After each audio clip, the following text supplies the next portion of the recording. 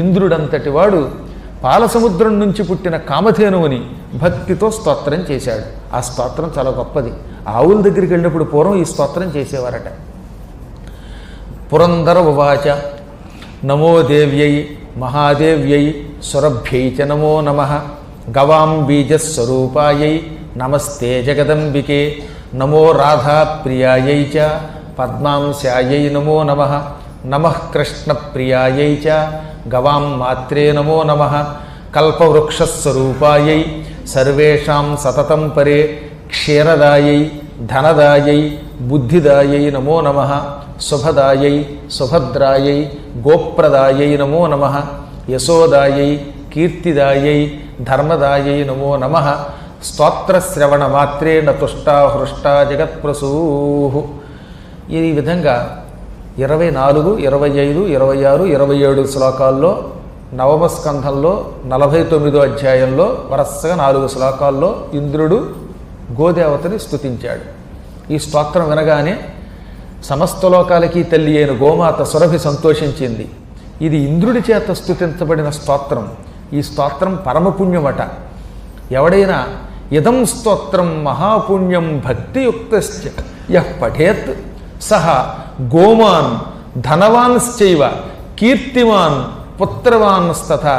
ఈ స్తోత్రం భక్తితో విన్నా చదివినా వాడింట్లో గోవులుంటాయి, వాడికి గోసంపద వస్తుంది, గో కటాక్షం పొందుతాడు, ధనవంతుడవుతాడు, కీర్తివంతుడవుతాడు, పుత్రవాన్ వాడింట్లో సంతానం కూడా కొడుకులు కూడా కలుగుతారు.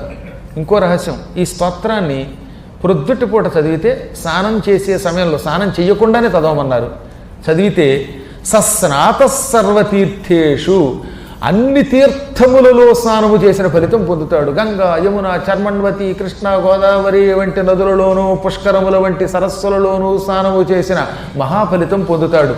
సకల తీర్థయాత్రా స్నాన ఫలితం పొందుతాడట ఉదయం పూట దీనిని భక్తితో చదివితే.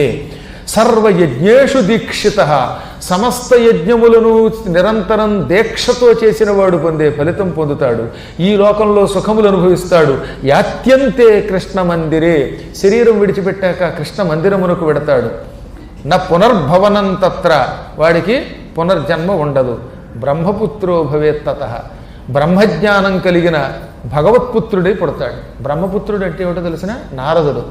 నారదుని యొక్క లెవెల్ పొందుతాడు, ఆ స్థాయి పొందుతాడు. ఈ స్తోత్రం నిత్యం చేస్తే, ఉదయం పూట చేస్తే నారదుని వంటి ఉన్నత స్థితిని పొందుతాడు. అంత గొప్ప స్తోత్రం ఇది. నారద స్థాయి అంటే మాటల, ఆయన జగద్గురు, ప్రపంచంలో ఎంతోమందికి ఆదర్శమూర్తి. వ్యాసుని చేత భాగవతం భారతం వంటివి రాయించిన పుణ్యాత్ముడు, వాల్మీకి చేత రామాయణం రాయించిన పుణ్యాత్ముడు, ప్రహ్లాదునికి కడుపులో ఉండగానే నారాయణ మంత్రం ఇచ్చి పరమభక్తుడిని చేసిన మహాత్ముడు. అటువంటి స్థానం మనకిస్తాట విష్ణువు ఈ స్తోత్రం ఉదయం పూట చేస్తే.